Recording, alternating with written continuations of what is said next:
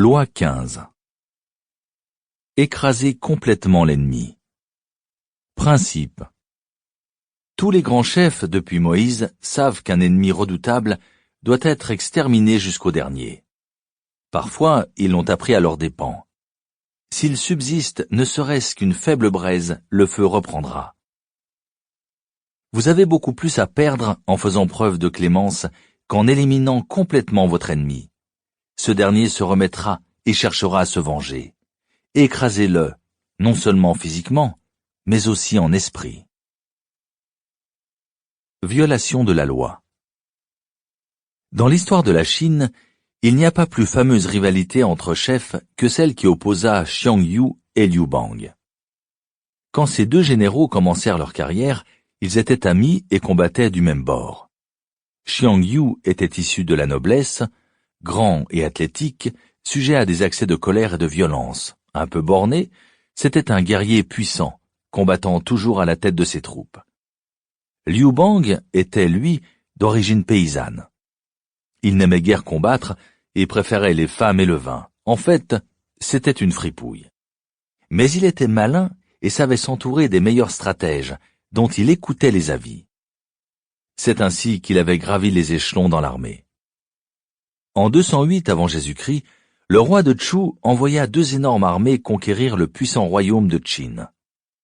Une armée partit vers le nord sous le commandement de Song Yi, avec Xiang Yu comme second. L'autre, conduite par Liu Bang, se dirigea droit sur Qin. L'enjeu était la magnifique capitale du royaume, Xiangyang. Xiang Yu, toujours violent et impatient, ne pouvait supporter l'idée que Liu Bang allait conquérir Xiangyang le premier et assumer le commandement de toute l'armée. À un moment, sur le front nord, le commandant de Xiang, Song Yi, hésita à envoyer ses troupes à la bataille. Furieux, Xiang se précipita sous la tente de Song Yi, le dénonça comme traître, le décapita et prit le commandement de l'armée. Au mépris des ordres, il abandonna alors le front nord et marcha sur Xiangyang. Il était certain d'être meilleur soldat et meilleur général que Liu. Mais à son grand étonnement, son rival, à la tête d'une armée plus petite et plus rapide, parvint à Xiangyang le premier. Xiang avait un conseiller, Fan Zheng, qui le mit en garde. Ce villageois, Liu Bang, a l'habitude de rechercher avidement les femmes et les richesses.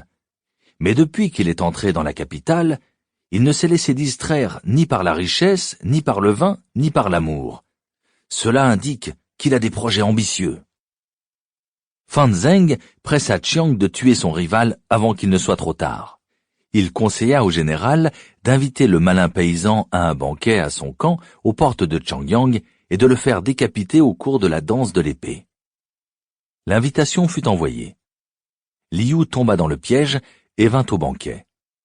Mais Xiang hésita à ordonner la danse de l'épée, et avant qu'il ne donne le signal, Liu flaira le piège et s'échappa. « Allez comploter avec un nigaud !» s'écria Fan Zheng, écœuré, en voyant que Xiang avait saboté sa chance. « Liu Bang vous volera votre empire et nous fera tous prisonniers. » Réalisant son erreur, Xiang marcha précipitamment sur Xiangyang, déterminé cette fois à avoir la tête de son rival. Liu n'était pas de ceux qui combattent quand les chances sont contre eux. Il se retira. Xiang prit Xiangyang, fit assassiner le jeune prince de Qin et brûla la ville de fond en comble. Liu était maintenant son pire ennemi. Xiang le poursuivit pendant des mois pour l'acculer finalement dans une ville entourée de remparts. À court de vivres, son armée en déroute, Liu demanda la paix. Une fois encore, Fan Zheng avertit Xiang. « Écrasez-le maintenant. Si vous le laissez partir de nouveau, vous le regretterez. » Xiang décida pourtant de se montrer clément. Il voulait ramener Liu vivant à Chu et forcer son ancien ami à le reconnaître comme maître. Mais c'est Fan Zheng qui avait raison.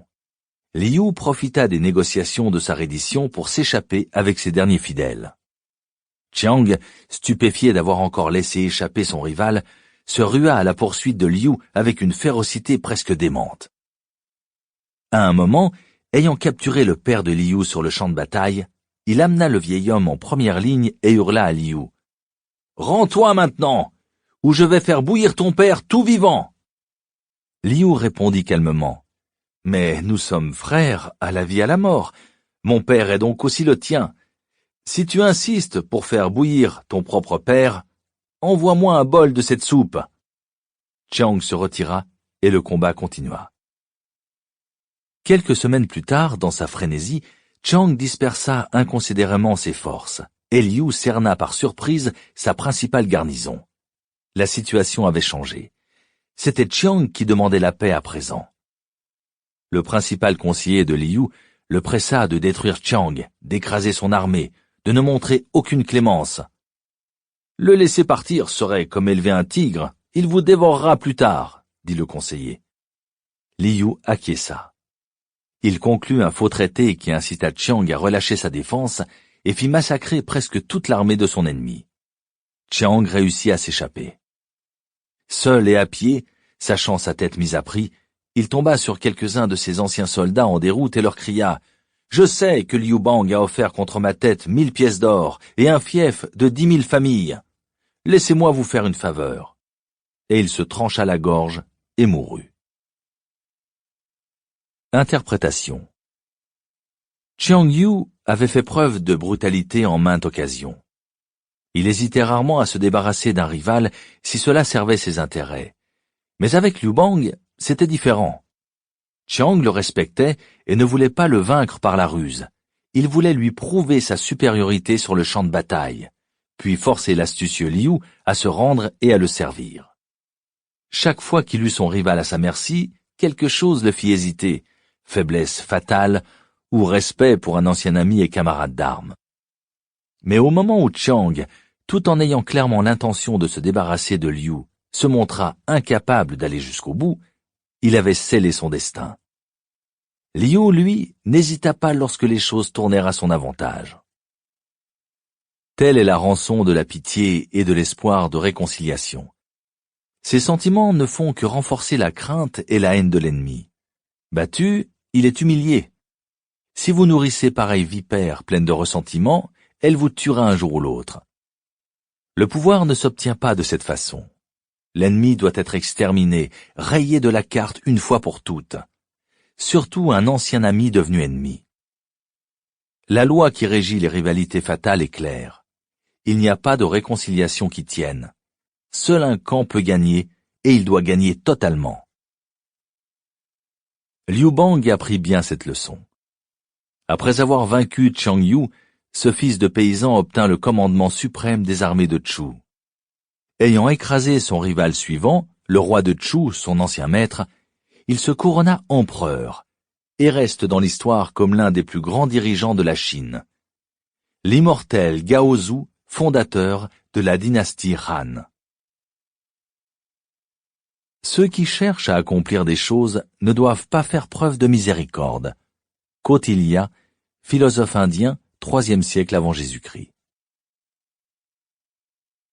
Respect de la loi.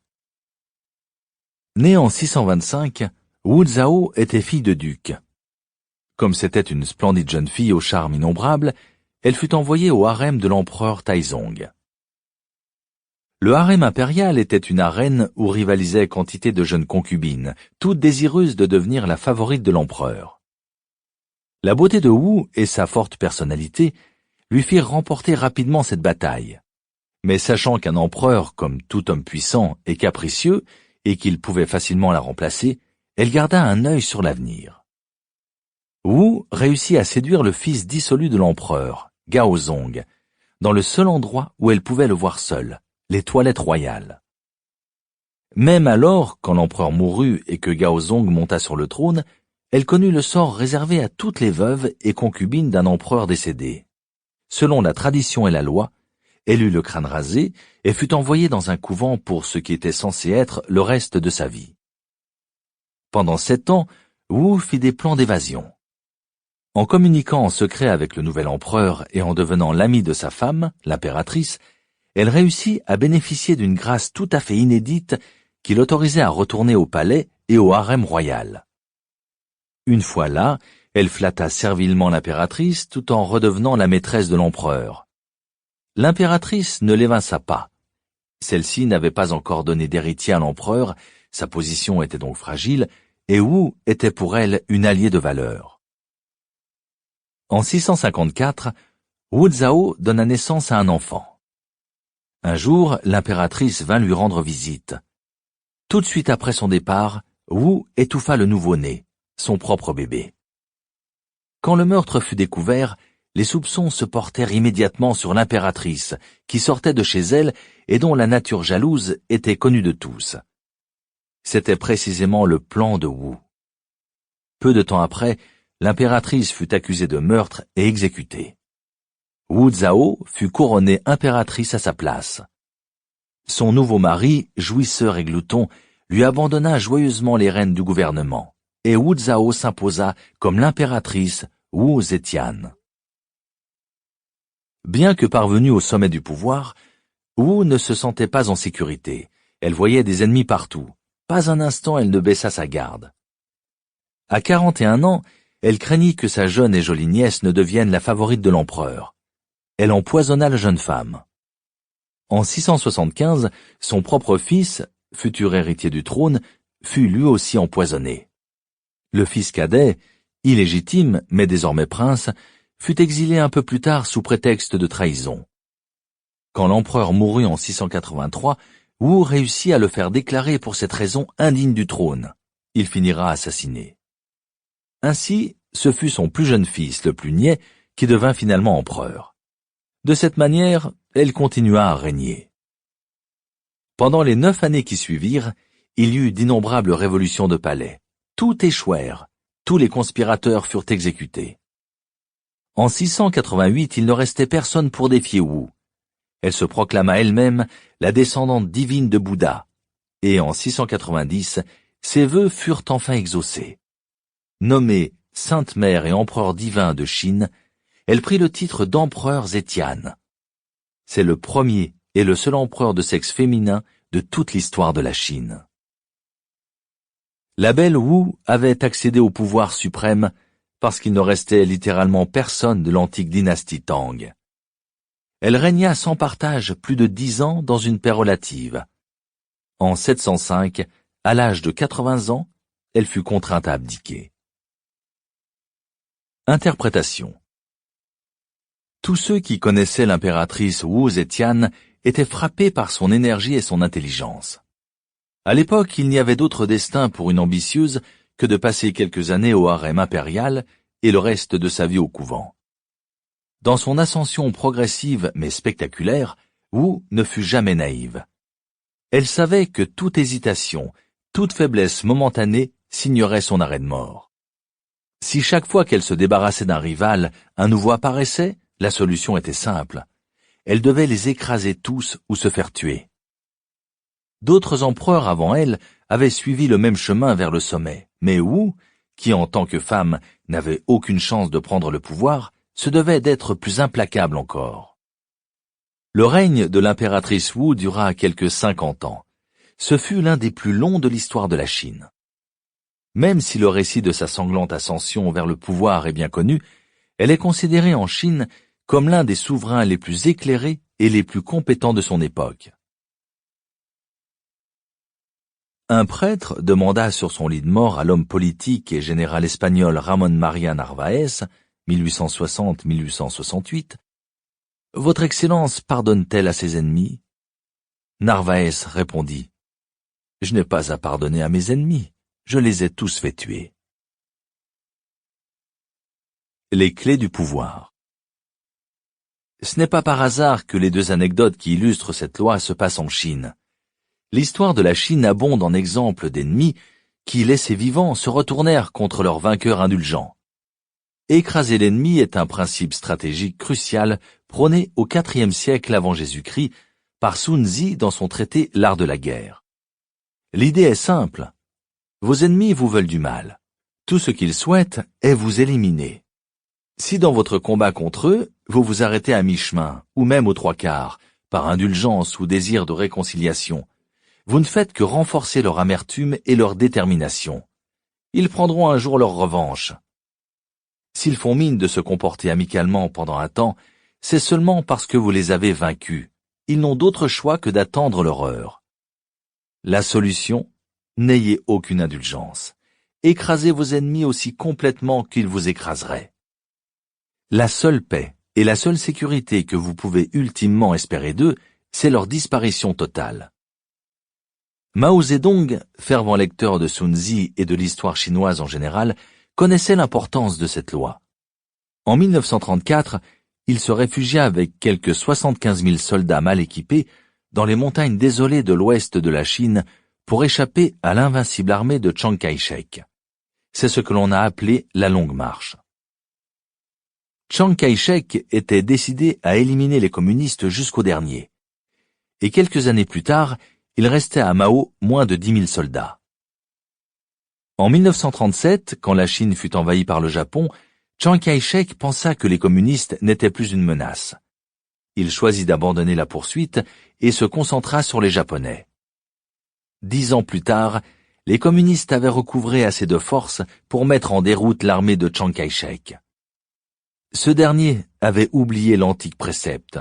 Un ennemi doit être anéanti. Mao, lui, n'avait pas oublié. Il traqua impitoyablement Chiang Kai-shek jusqu'à ce que lui et toute son armée s'embarquent pour Taïwan. Rien ne reste de son régime dans la Chine continentale d'aujourd'hui.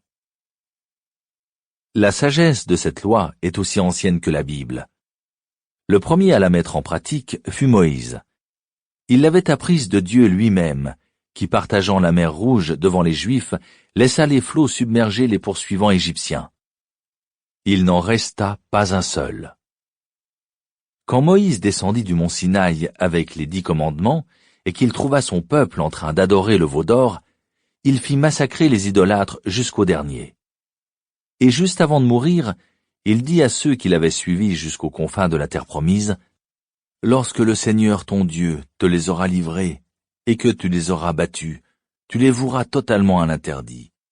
Tu ne concluras pas d'alliance avec elles, tu ne leur feras pas grâce. » Deutéronome 7.2. La guerre totale, principe de base de la guerre moderne, a été définie par Karl von Clausewitz, premier philosophe de la guerre. En analysant les campagnes de Napoléon, Clausewitz écrit « Nous affirmons que l'anéantissement total des forces de l'ennemi doit toujours être la considération dominante. Une fois qu'une victoire essentielle est acquise, il ne doit être question ni de repos ni de répit, mais seulement de la poursuite de l'ennemi, de la prise de sa capitale, de l'attaque de ses réserves et de toute chose susceptible de fournir au pays aide et bien-être. Cela s'explique ainsi. Après la guerre viennent la négociation et le partage du territoire ennemi. Celui qui n'a remporté qu'une victoire partielle perd au cours des négociations ce qu'il avait gagné par les armes. La solution est simple. Ne laissez à l'ennemi aucune alternative. Anéantissez-le et son territoire sera à vous. Le but du pouvoir est de contrôler complètement ses adversaires, de les forcer à obéir. On ne peut se permettre de s'arrêter à mi-chemin. S'ils n'ont pas d'alternative, ils passeront sous vos fourches codines. Cette loi a des applications très générales. La négociation est une vipère insidieuse qui dévore la victoire. Ne donnez à vos ennemis aucune possibilité de négociation, aucun espoir, aucune marge de manœuvre. Écrasez-les, c'est tout. Soyez conscient de ceci. Dans votre combat pour le pouvoir, vous allez susciter des rivalités et vous créer des antagonistes. Parmi eux, il y en aura d'irréductibles qui ne vous pardonneront jamais. Mais quelle que soit la blessure que vous leur infligez, délibérément ou non, ne prenez pas leur haine comme une affaire personnelle. Reconnaissez simplement qu'il n'y a aucune possibilité de paix entre vous, particulièrement tant que vous serez au pouvoir. Si vous les laissez dans les parages, ils chercheront à se venger, aussi sûrement que la nuit succède au jour. Il est stupide d'attendre qu'ils abattent leurs cartes. L'impératrice Wu l'avait compris. À ce moment, il sera trop tard. Soyez réaliste. Avec un ennemi aux aguets, vous ne serez jamais en sécurité. Rappelez-vous les leçons de l'histoire et la sagesse de Moïse et de Mao. Ne vous arrêtez jamais à mi-chemin. Il n'est bien sûr pas question de meurtre, mais de bannissement. Suffisamment affaiblis puis exilés de votre cour à jamais, vos ennemis deviendront inoffensifs. Ils n'auront aucun espoir de se rétablir, de revenir à la charge et de vous faire du tort. S'il n'est pas possible de les bannir, n'oubliez jamais qu'ils complotent votre perte et ne tenez aucun compte des signes d'amitié qu'ils vous témoignent. Votre seule arme en pareille situation est la vigilance. Si vous ne pouvez pas les bannir immédiatement, réfléchissez au meilleur moment de le faire. Image. Une vipère écrasée sous votre pied, mais laissée en vie, se redressera et vous mordra avec une double dose de venin. Un ennemi qu'on laisse survivre est comme une vipère à demi morte que l'on soigne jusqu'à la guérison. Avec le temps, son venin deviendra plus virulent. Autorité. Sur quoi il faut remarquer que les hommes doivent être caressés ou écrasés. Ils se vengent des blessures superficielles. Ils ne le peuvent si elles sont mortelles. D'où il suit que quand il s'agit d'offenser un homme, il faut le faire de telle manière qu'on ne puisse redouter sa vengeance. Nicolas Machiavel, 1469-1527, Le Prince, traduit par Jean-Vincent Périès. A contrario. Cette loi souffre peu d'exceptions, mais parfois il vaut mieux laisser vos ennemis s'autodétruire, si cela est possible, plutôt que de les achever vous-même. En temps de guerre, un bon général sait que s'il attaque une armée acculée, les soldats se battront avec l'énergie du désespoir. Mieux vaut leur laisser une chance de fuite. Leur retraite les épuisera et les démoralisera davantage que ne l'aurait fait une défaite sur le champ de bataille. Face à un adversaire aux abois, mais seulement lorsque vous êtes sûr qu'il n'a aucune chance de se remettre, vous pouvez vous permettre de le laisser se pendre. Le résultat sera le même et vous vous sentirez mieux. Il arrive qu'à écraser un ennemi, vous le rendiez si amer qu'il passe des années à comploter sa revanche. Le traité de Versailles a eu cet effet sur les Allemands. Certains affirment avec du recul qu'il aurait mieux valu faire preuve d'une certaine indulgence. Mais l'indulgence est à double tranchant. L'ennemi peut s'enhardir. Sa rancune reste entière et il a acquis une marge de manœuvre. C'est pourquoi il est presque toujours plus sage de l'écraser. Si des années plus tard il relève la tête et cherche à se venger, ne baissez pas votre garde, mais écrasez-le simplement à nouveau. Ce qu'il reste d'un ennemi peut se réactiver comme une maladie ou un feu. Par conséquent, ils doivent être totalement exterminés. On ne doit jamais ignorer un ennemi sous prétexte qu'il est faible. Il finira par devenir dangereux comme l'étincelle dans une meule de foin. Kautilya, philosophe indien, IIIe siècle avant Jésus-Christ. Le piège de Sinigaglia. La ville de Sinigaglia est à peu près à la distance d'un jet d'arc de la base de ces montagnes, et son éloignement de la mer est tout au plus d'1 mille. À côté coule une petite rivière qui baigne la partie des murs de la ville qui regarde Fano, en face de la route. Cependant, lorsqu'on arrive près de Sinigaglia, on suit une assez grande partie de chemin le long des montagnes. Mais lorsqu'on est parvenu à la rivière qui baigne les murs, on tourne sur la main gauche et l'on suit le rivage pendant l'espace à peu près d'un trait d'arc jusqu'à ce que l'on arrive à un pont qui traverse la rivière presque en face de la porte par laquelle on entre dans la ville, non en ligne directe, mais sur le côté. Au devant de la porte, on trouve un faubourg composé de plusieurs maisons et d'une place dont la rive du fleuve forme un des côtés. Les Vitelli et les Orsini, dans l'intention de recevoir le duc César Borgia d'une manière honorable et de pouvoir loger ses troupes, avaient donné l'ordre aux leurs de sortir de la ville et de se retirer dans quelques châteaux forts situés à 6 000 environ de Sinigaglia, où ils n'avaient laissé qu'Oliverotto et sa compagnie, composée de 1 000 hommes d'infanterie et de 150 chevaux. Elle avait ses logements dans le faubourg dont je viens de parler. Toutes les dispositions ayant été prises, le duc de Valentinois s'avança vers Sinigaglia. Lorsque la tête de sa cavalerie eut atteint le pont, elle fit halte, et une partie fit face au fleuve, tandis que l'autre regardait la campagne. Elle laissa un passage au milieu pour l'infanterie, qui s'avança sans s'arrêter jusque dans la ville. Vitellozzo, Pagolo et le duc de Gravina, montés sur des mulets, vinrent à la rencontre du duc, accompagnés d'un petit nombre de cavaliers. Vitellozzo était sans armes et couvert d'un manteau doublé de verre. La tristesse peinte sur son visage semblait présager la mort qui l'attendait, et l'on ne pouvait le voir sans étonnement lorsqu'on réfléchissait à son courage et à sa fortune passée. On dit même que quand il quitta ses troupes pour venir à Sinigaglia à la rencontre du duc, il leur fit ses adieux comme s'il devait les quitter pour toujours. Il recommanda sa maison et le soin de sa fortune à ses principaux officiers et conseilla à ses neveux de ne jamais se ressouvenir de la fortune de leur maison, mais seulement des vertus de leur père. Arrivés tous trois devant le duc, ils le saluèrent avec honnêteté. Il les reçut d'un air gracieux, et aussitôt ceux auxquels il avait recommandé de les surveiller les placèrent entre eux.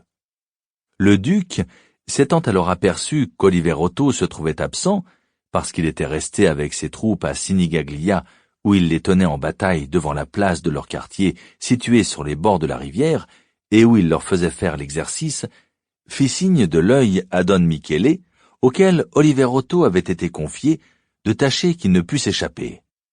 Don Michele pique alors son cheval, et Oliverotto s'étant approché, il lui dit que ce n'était pas le moment de tenir ses troupes hors de leur quartier, qui pourraient être pris par celle du duc. En conséquence, il lui conseilla de les faire rentrer et de venir avec lui à la rencontre du duc.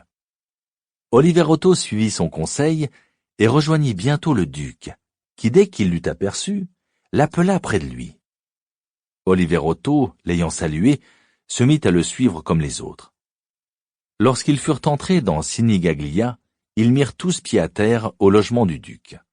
Ce dernier, étant entré avec eux dans un appartement, les fit soudain saisir, et montant aussitôt à cheval, il ordonna qu'on dévalisât les troupes d'Oliverotto et des Orsini. Celles du premier étant sur les lieux, elles furent toutes livrées au pillage. Mais comme celles des Orsini et des Vitelli étaient plus éloignées, et qu'elles se doutaient du malheur de leur chef, elles eurent le temps de se réunir, et se rappelant le courage et la discipline dont la maison des Orsini et des Vitelli leur avait toujours donné l'exemple, elles serrèrent leurs rangs, et malgré les efforts des habitants du pays et des ennemis, elles parvinrent à se sauver. Les soldats du duc, peu satisfaits du pillage des troupes d'Oliverotto, commencèrent à saccager Sinigaglia. Et si le duc n'avait réprimé leur avidité par la mort de plusieurs d'entre eux, la ville eût été totalement ravagée. Nicolas Machiavel, 1469-1527, description de la manière dont le duc de Valentinois fit mettre à mort Vitellozzo, Oliverotto da Fermo, le seigneur Pagolo et le duc de Gravina. Traduit par Jean-Vincent Périès.